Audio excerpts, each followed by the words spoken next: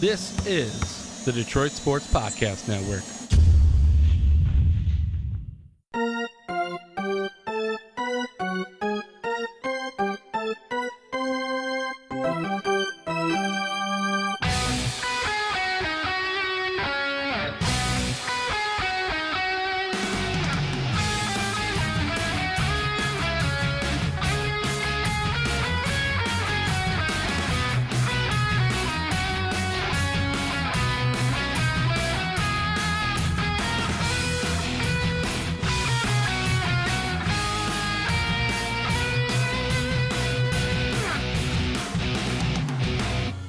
Welcome, everybody, to another Tigers Talk podcast. Vito, Jerome, Chirco in the house. Doc here, manning the Macomb studios. Vito's out there having a good old time. We're all excited here at the Detroit Sports Podcast Network. The Tigers are on a 7-game winning streak. We're recording this podcast right after the destruction of the White Sox. Anibal Sanchez got in and out of trouble, but in the end, the offense came to play. I'm sitting here with a great beer, some cashews. I'm ready to talk to my guy, Vito. What's happening, sir? Hey, could never be better than this. The current state that I am in, the Tigers are in 7 wins now in a row. 9 of their last 11 they have won as well. And the first game against the White Sox at Copop, recapping that victory for the Tigers and a beatdown of the White Sox, as it should have been. Now, the White Sox didn't get the job done against Anibal Sanchez. Sanchez looked good through 6. I thought they would have scored a lot more against him, but they didn't. Sanchez got the job done through 6 innings, as I said. Tigers scored 11 runs. Cabby got it done once again, almost went for the cycle with a triple shy of it. That would have been something to see him hustle down there for a triple. Didn't get the chance to do so. Hit one to right center, though, that almost got into triple alley, as the broadcaster on FST said tonight during the broadcast. So he made it a close call for himself, but almost getting that cycle. But what an effort from him. James McCann, how about McCann? Another clutch hit. So a lot of positives to talk about regarding the Tigers right now, Doc, to say the least. Yeah, this is another Tigers Talk edition. What number are we on? Episode number 51. We've just surpassed 50, baby. And the Tigers are 10 games over, the most they ever have been this season now. So them surpassing the single digits in games above 500. So a lot of good stuff happening for you and I with the podcast and for the Tigers as a collective whole. Well, on the last podcast I did with Jason, I kind of was disappointed because the Tigers at the trade deadline, I got caught up in all the hype. I was, watching the Twitter page, watching the Twitter sphere, MLB trade rumors, ESPN, and the Tigers didn't get involved too much, and the trade deadline hit at 4 p.m. on Monday, and I was, to be honest, I was a little bit disappointed and a little bit down because I kind of feel like the Tigers are not in the best position to win it all, which is the ultimate goal, but I'm going to give the Tigers credit. They're playing a great brand of baseball right now. 10 games above 500. The offense is turned around, and it's fun to watch right now, the first week of August. They're doing what they need to do. They are, absolutely. And it was good to see the Tigers weren't going to make a move, but the Indians got snubbed with Jonathan Lucroy. As we talked about on our trade deadline special edition of Tigers Talk. We talked about how he refused to waive his no-trade clause to the rival Cleveland Indians. What was better than that? That was a great nightcap to Sunday for you and I, all Tigers fans, all across the globe. That was a special thing to happen for us as Tigers fans. And then the Tigers don't make a move, had a stand pat, nothing out there good enough, and not enough pieces in their farm system or guys on their major league roster that they were willing to give up, as Chris Cotillo of MLB Daily Dish explained to you and I on the special edition of Tigers Talk that was released Monday. So he explained that, and that was the reason why the Tigers couldn't pull the trigger on a move. Didn't want to give up those guys. And guess what? It worked out, and the Tigers keep winning. We'll be able to say that it has continued to work out, that they stood pat. So I think it was a wise decision as of right now, and it's because of the Tigers team play as a whole. Guys like Tyler Collins hitting. He's a great fourth outfielder right now. So they need to go out and acquire a fourth outfielder. That's a good thing about that. And Matt Boyd has pitched well enough to the extent where you didn't need to go out and get a fifth starter necessarily either.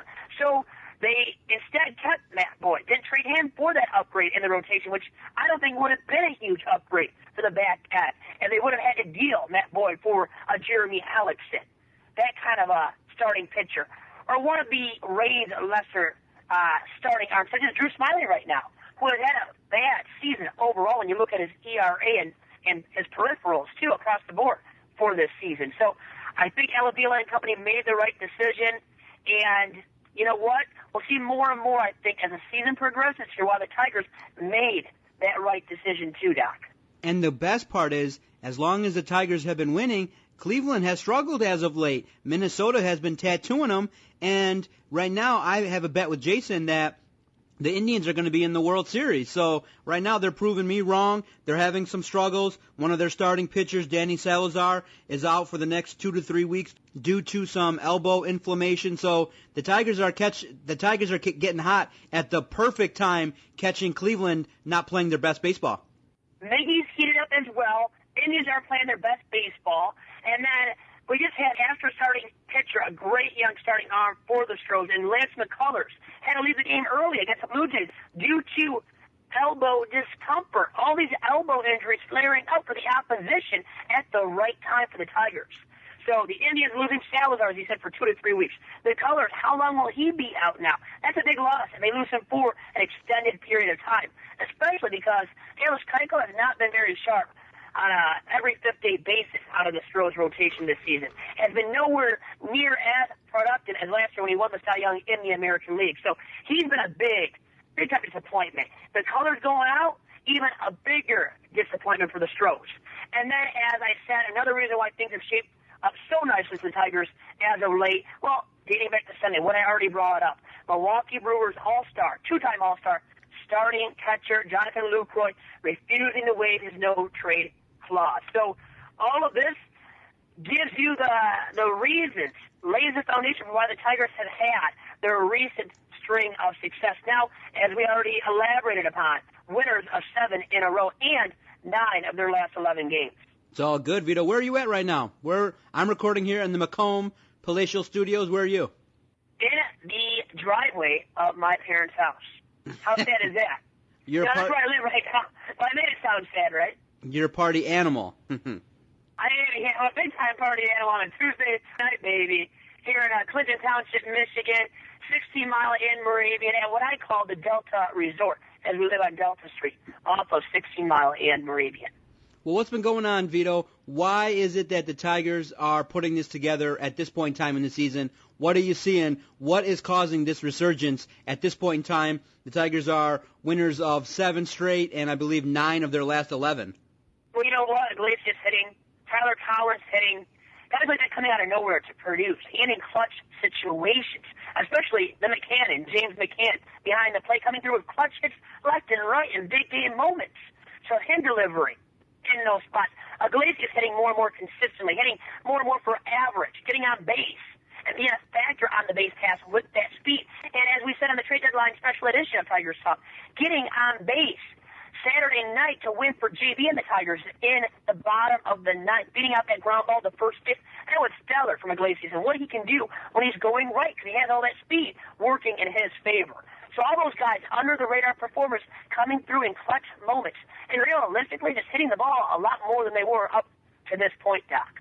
Yeah, no, I think the talk of Miguel Cabrera being done might have been premature. I mean, baseball is such a long season that players go through slumps, but you're seeing the importance of Miguel Cabrera to this offense.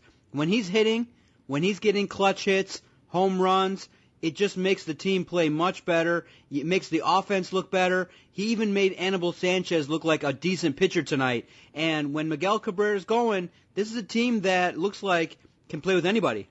In his last 51 plate appearances, I read a stat on Twitter today about his last 50 plate appearances, so he had another one in the game Monday night. In those last 51, Miguel Cabrera has recorded a 470-plus on-base percentage and also an OPS on-base plus slugging percentage above 950, almost to the 1,000 mark, which is Hall of Fame caliber, or in other words, Miguel Cabrera caliber, on a regular season-to-season basis. Now, outside of this year, up to recent history of these last 50 now plus plate appearances. So he's producing now. And I think his demise was reported prematurely, wasn't it, Doc? As you were getting at, too. So watch out for him the rest of the way. And the spark plug at the top of the lineup. Not even Ian Kinsler is the guy that I'm talking about. I'm talking about instead the number 2 hitter and Cameron Maybin. How about his production of getting on base? He keeps doing it, Doc. If he does, they've got a consistently good 1 through 9 order, realistically. Outside of maybe McCann at catcher. Because, I mean, look at their lineup, 1 through 9, and what they have to offer once J.D. Martinez returns, who is supposedly only a few days away. So if we get him back for that big Mets series at home coming up after the White Sox, that's huge for the Tigers, who will face some very good starting pitching of the Mets in that series. And, well, guess what they do against the White Sox, too, coming up here? Against Chris Sale, who's the Cy Young caliber guy, really the Cy Young favorite in the AL. And then you got Jose Quintana. You have him Thursday. So you have Chris Sale on Wednesday. You have Jose Quintana on Thursday. So you got all those guys to face. So you got to bring out the best. Good thing is the Tigers have brought out the bats in recent memory too, Doc. Well, the Tigers just tweeted out 50 seconds ago, prior to tomorrow's game, the Tigers will reinstate outfielder J.D. Martinez from the 15-day DL. So on Wednesday, he'll be activated. There you go, baby. He'll be activated, Vito. There you go. I love it. Hey, that makes us even happier as we get ready to go to bed here on a Tuesday night. So exciting times, right? I mean, from all avenues, all aspects, Tigers getting that J.D. Martinez, his bat in the middle of their order. And the team playing so well. And I mean, Sanchez has a good start for you.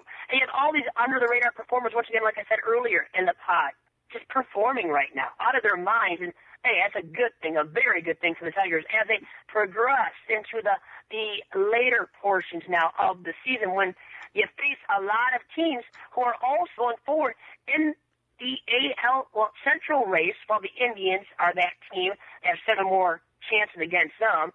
And then, well, other teams in the AL who are up for the wild card, one of those 2 wild card spots. So a lot of good teams the Tigers will be facing going forward. And the thing is, exciting times at the right time going into all of those tough matchups down the stretch here. Yeah, so how do you think the Tigers now, like you said, they're going to face Sale and Quintana. How do you think they're going to shake out the remaining 2 games against the White Sox? You see maybe them getting the series win, winning 2 out of 3. I know they've had recent success against Sale. I mean, he's a dominant pitcher against other clubs, but against the Tigers, they've been able to tattoo him a few games, you know, when he's been featured there against the Tigers.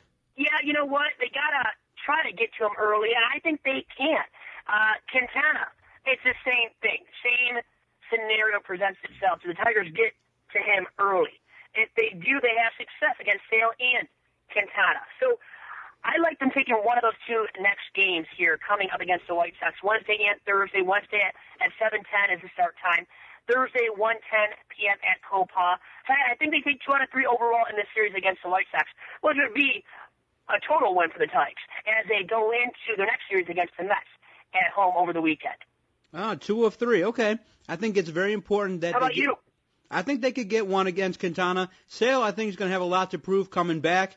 I know that he's been, you know, a little bit talked about, much maligned because of his antics, what he did there in terms of, you know, cutting up the jerseys and things like that. A lot of people thought that maybe Chris Sale would be traded. It didn't happen. Now he's got to, you know, see what he can do the rest of the way. You know, Chicago's an interesting team in that they have talent, but they're not putting it all together, and it's a great time for us to be playing them because right now our offense is on fire. And the rest of the way, I think they have a good shot. And I'm really excited the rest of the way, and I'm really excited to see what they're going to do against the Mets. If you keep scoring as the Tigers have been up to this point, well, they're going to keep winning because you don't need as great of starting performances as that, which gets into Thursday's matchup.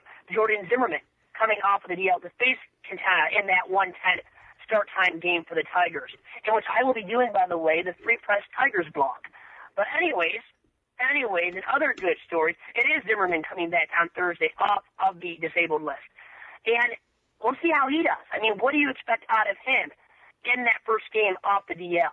I wouldn't say I'm expecting a quality start, but at least 5 innings, 100 pitches, maybe give up 3 runs, and maybe get a no decision. I'm hoping for the best. I'm hoping that Jordan Zimmermann displays some of the arsenal that he has, but the reports that have come out in the last week was he was, coming back, but he wasn't feeling as sharp as he needed to. But his last session was a lot better, and that's why he felt comfortable to come back. But you would naturally expect a little bit of rust in his first start back, for sure.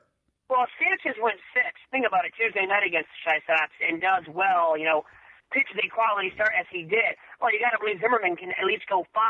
Cutting off of the disabled list, and realistically can go 6 or 7. So I'm going to say he goes 6 as well, because he will have some cobwebs, to dust off of his arm. So I like him going 6. And the Tigers, can they win that game? I'm going to say no. I'm going to say that they beat Chris Sale. They win Wednesday night and lose on Thursday afternoon against Quintana and the White Sox. Okay, and then they go, and I think they go on the road to play the Mets, correct? They play at home. At Copa. Nice. They play the Mets at home? Very nice. Yes, they do, for a 3-game set. And, the Mets aren't playing the best baseball right now. So, another interesting scenario presents itself for the Tigers in their advantage, and that the Mets aren't playing well right now. So, gotta like the Tigers at home where they're playing great baseball and the best of the season at this point. So, and they keep it up at home. They keep up the home cooking. Think about what this team can achieve. They can be a top 3 AL ball club the rest of the way this season, which means they get into the playoffs. Maybe even catapult the Indians for first place. Who had a bad first outing for Andrew Miller in a blowout game on Monday night. Tuesday night, Carlos Carrasco gets trashed. So, things are presenting themselves in the favor of the Tigers more and more as the season progresses, it seems like, which is great as a team who wants to be in contention and wants to win something down the stretch. So when you're competing for something, it makes things so much more exciting, not only for the ball club, but for the fan base. It reignites the fan base. And I think we're seeing it more and more out of this Tigers fan base too, Doc. Okay, Vito, how excited are you? Are you willing to think that and state that by maybe our next recording that the Tigers might be sitting in the spot occupied by one of the wild card teams? Do you think they'll be in a wild card spot by next week when we record our podcast live in Sterling Heights? I think absolutely. Now, in the division lead, I'm going to say no, because I'm going to play it safe. But how the Indians are playing, guys getting hurt. They're not getting Lucroy, Gomes being out. What do they have, a catcher now that can produce not really anything? I don't know about the Indians going forward. As much as I thought they were the AL favorites, and I said it on the trade deadline special edition of Tigers Talk. I know you had said it yourself that the Indians are the best club in the AL right now. Well, based on how they're playing, the Tigers are playing, the Tigers could easily catapult them. But by next week's edition of the pod, I'm going to say to play safe, Tigers end up in one of the 2 wild card spots, but not in the division lead. All right, so Cleveland made a big move. I'm high on them. I like what they're doing, but right now they're struggling, and they're not playing a good brand of baseball. Minnesota's tattooing them, which is good for us because we're gaining ground in the AL Central division race, which is always good. But obviously a lot of people thought, okay, Cleveland made the best move to improve their club, getting a guy in Andrew Miller, who probably by the end of August is going to be their closer. Their closer now isn't feared. He isn't respected all that great, and Andrew Miller's numbers are outstanding at this point in time. But do you think that, I made a fair bet thinking that Cleveland is the front runner to get to the World Series and take the pennant in the American League? I still think so. I'm just kind of saying that those odds, I think, are now they were enhanced by dealing for Andrew Miller, who will be their closer, I believe, as well by the end of this month, let's say, as you were saying, Doc. But I think as they play this kind of brand of baseball, not the best brand of baseball, if it catches up to them, that means they lose the lead in the division, which means, they're no longer one of the big-time favorites in the American League. But as of right now, it's still kind of a small sample size for the Indians' struggle. So I'm going to say they're at the front of the American League in terms of contenders for the AL pennant. So I'll give them that credit still as of right now. After the Tribe, I say the Rangers, who dealt for Jonathan Lucroy. So they got him, and they got Carlos Beltran to be their DH, was having a stellar year with the Yankees, was an all-star for the Bronx Bombers. So I like what he can do now for the Rangers. And Lucroy, what he can do, it's not a bad scenario presenting itself for the Rangers down the stretch. So I could see them even becoming the best ball club by the end of this season in the American League, to be specific. But right now, I have the Indians won, as you do. Rangers just a slot, like barely a notch below the Indians in the AL pecking order for title contenders.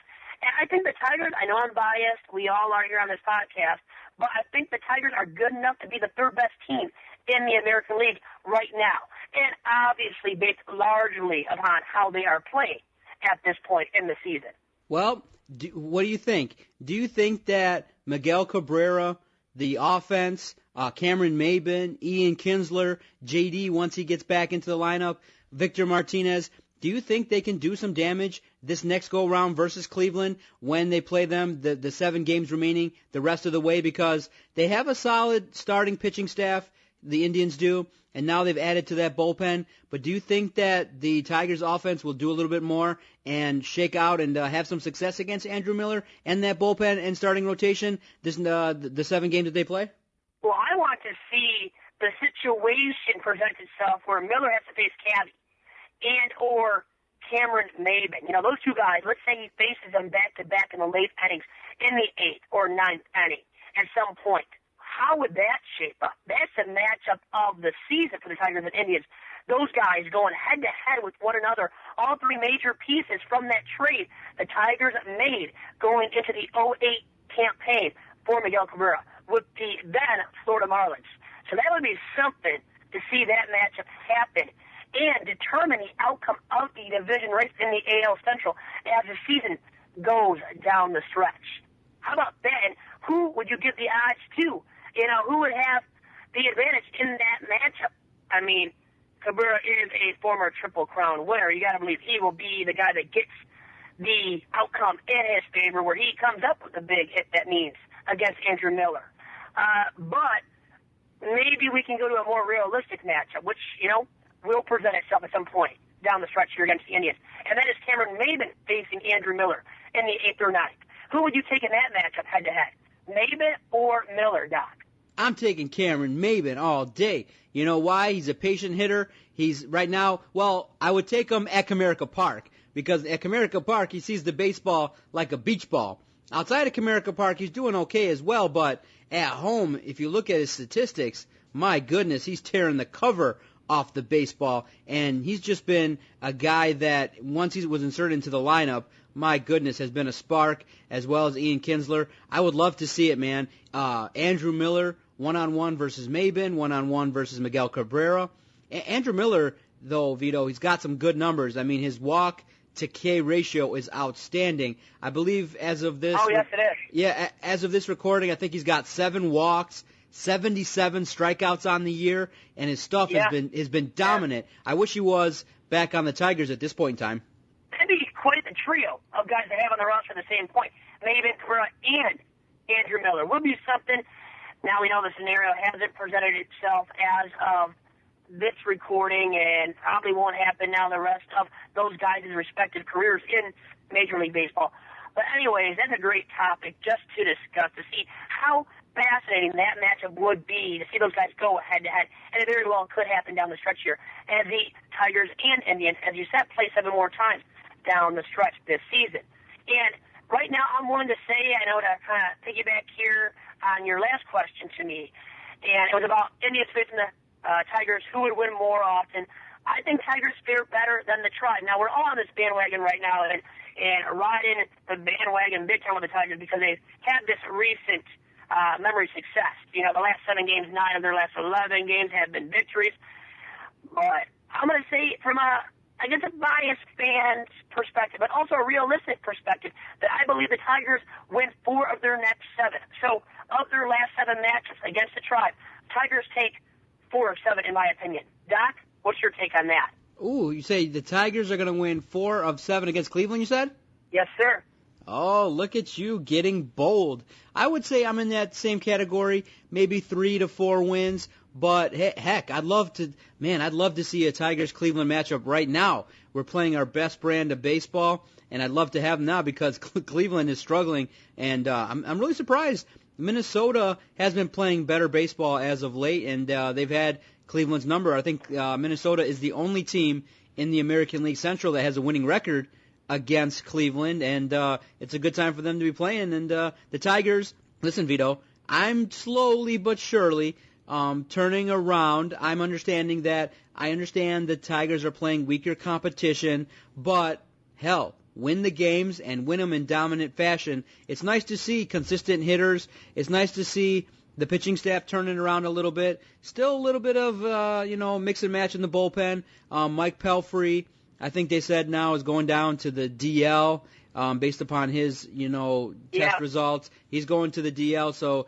the starting rotation is going to be unbelievable. What did you think about the news when it came out earlier today when they said that Norris was going to be brought up but sent back to AAA at this point in time? I think he needs more time to freshen up, to get his mechanics back, to enliven his arm to the point where it can be healthy and fully performing at the highest level too, as we expect that of him now. As a major league arm, we need that of Daniel Norris down the stretch here as a competitive ball club trying to win the division now in the AL Central.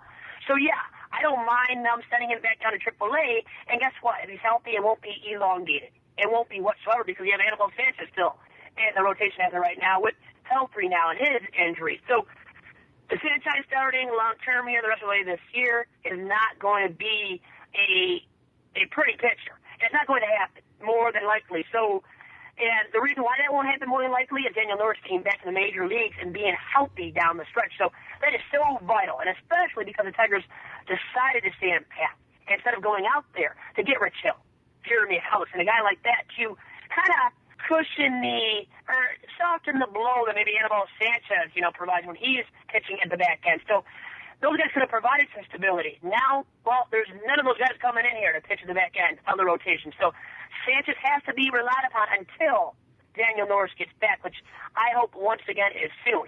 If it is, the Tigers are in a much better state to overcome their deficit in the AL Central to catapult the Indians for that division lead. Yeah, Vito. Now, you said something that was very interesting, and I definitely get a chance to pick your brain a little bit. As we're recording this, man, the beer is flowing deliciously. I kind of like this. That's not really professional, but, drinking beer and doing a podcast is kind of fun. I'm about to get the second one cracking here. You ready to go down with me? Let's go 2 for 2. You got some in you? 2 for 2?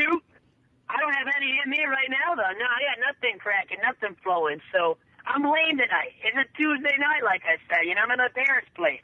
Not much fun. Now, the Tigers game was fun, but not much fun in terms of drinking beer or anything like that.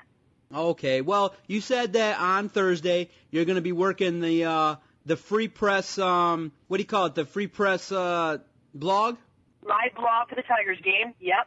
What does that entail? What do you end up doing? And you end up, answering the questions. And I know the questions are briefed and they're screened before they get to you. But do you enjoy doing those? And what is it that what does that entail when you do the Free Press blogs? They can be really fun to engage with the fans, see what they have to say, what their viewpoints are, what the questions are for me. Are they ludicrous, inappropriate? Because we get that kind of stuff that is obscene and can't be utilized in the blog chat at times, too, during a game when I'm blogging for the Free Press.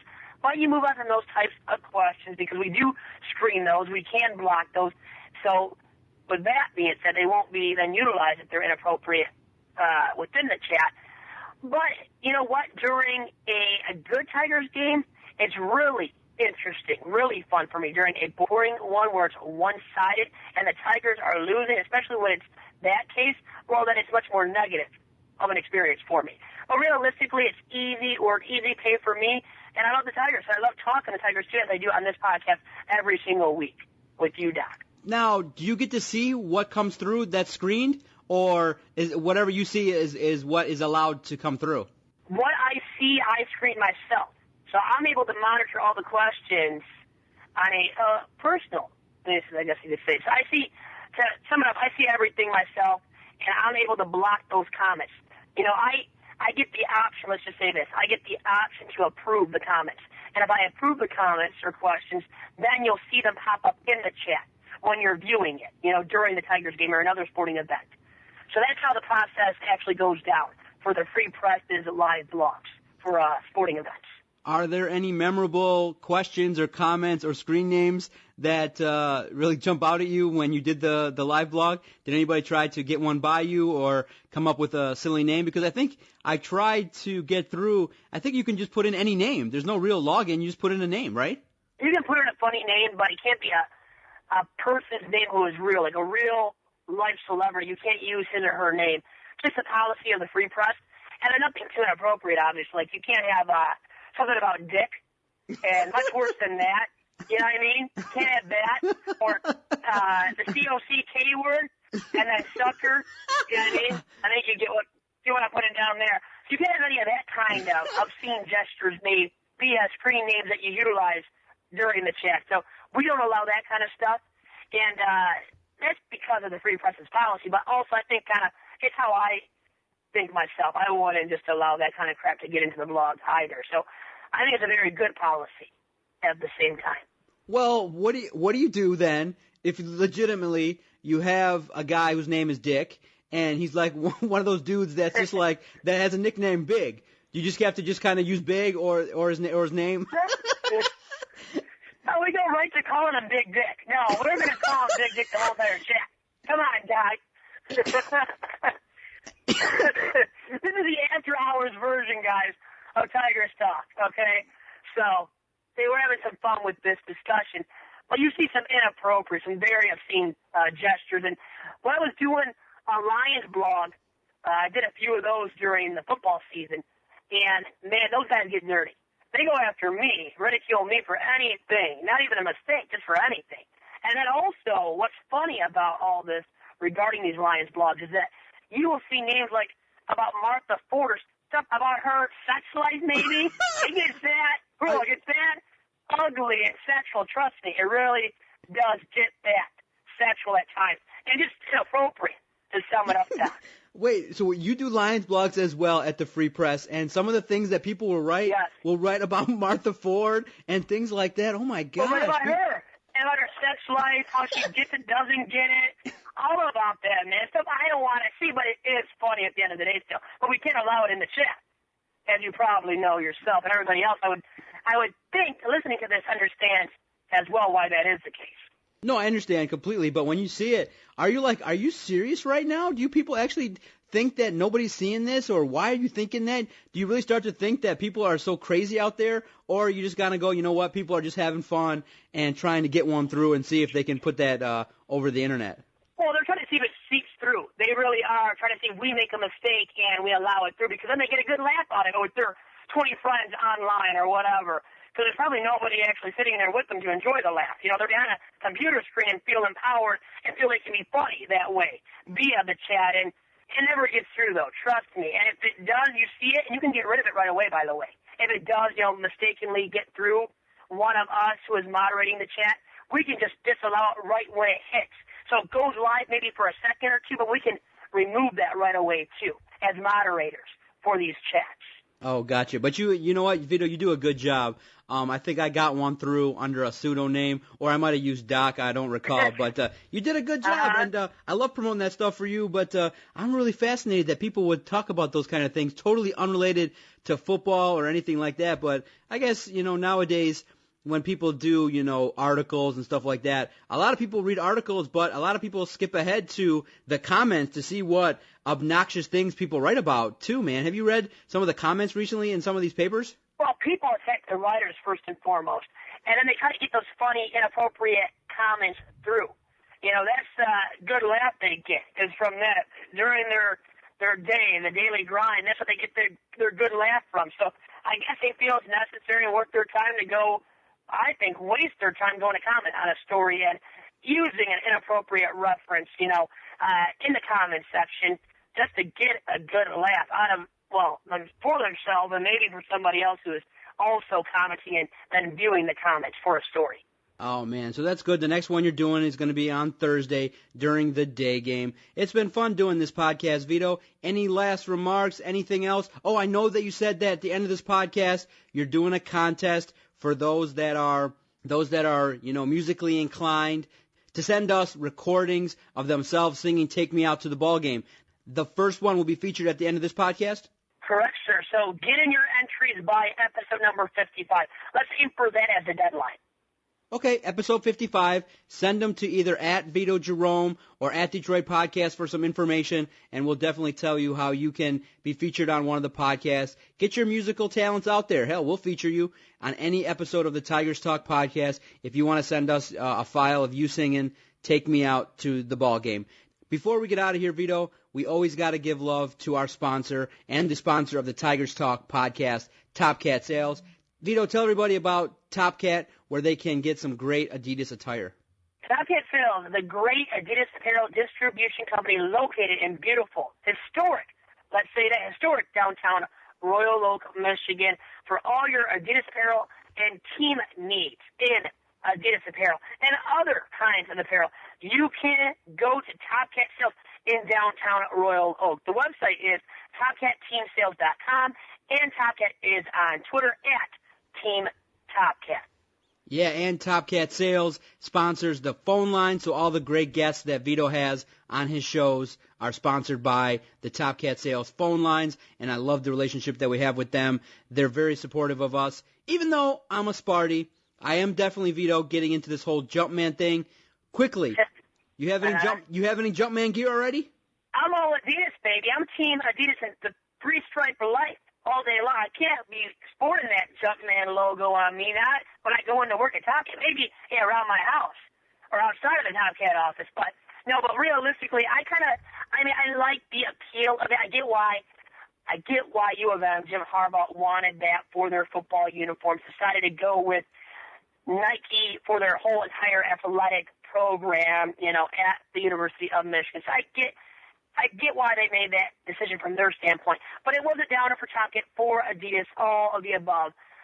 But still, we support U of M, no doubt about that. Still, even though they, went away from Team Adidas. But yeah, I am fully the three-stripe life. I gotta be, Doc. You know that about me. No, that's right, exactly. I was trying to see if you catch you in one there. I'd be like, oh, you switched over to Nike, Mr. Adidas. You're trying to make me slip up. I know what you were trying to do. Yes, sir. All right, when we're done here, what are you going to do the rest of this evening? What are you going to do? Might even work on something for Soundmine Somebody Football, the Soundmine Somebody Football Academy, doing a recap publication for that right now, and want to get that done by the end of this week. So that's my big priority, to get done by the end of tonight / early tomorrow morning when I wake up, Doc. And you can follow the fine host of this podcast, Vito Chirco, at Vito Jerome. He's heavily featured on our Twitter page at Detroit Podcast. You can definitely check him out and check out all his podcasts, DetroitSportsPodcast.com. He's doing great things, and definitely shoot him a message, ask him a great baseball question this Thursday, 1 o'clock, for the live blog during the Tigers-White Sox game, the finale of that series. You definitely want to check out Vito's work. He'll give you a lot of insight and a lot of information. All right, Vito, you ready to wrap this bad boy up? I am, sir. All right. Tell everybody where they can find this fine podcast, and let's wrap this up. So we're on Twitter. We're on Twitter at Detroit Podcast. You can listen into the podcast on Podomatic, on iTunes for free, a variety. And let me tell you, seriously, a variety of platforms. You can catch our podcast and all of the podcasts under the Detroit Sports Podcast Network umbrella. So it is the thing to do, right? We're a hot commodity. All podcasts are right now. So it is the cool thing to do. So you better get on top of that yourself and start doing it as well, which means downloading and listening. So download first. That's the key. Then you listen to each one of our podcasts. And we have pretty much a podcast on a daily basis now for the Detroit Sports Podcast Network. And Tigers Talk drops every single Wednesday on the DSP network. Yes, sir, Vito. All right, stay tuned. At the end of this podcast, you're going to hear a version of Take Me Out to the Ball Game. I'm excited to hear what's up next. All right, see everybody next week. Take me out to the ball game. Take me out to the crowd. Buy me some peanuts and Cracker Jacks. I don't care if I never get back. Let me root for the home team. If they don't win it, It's a shame.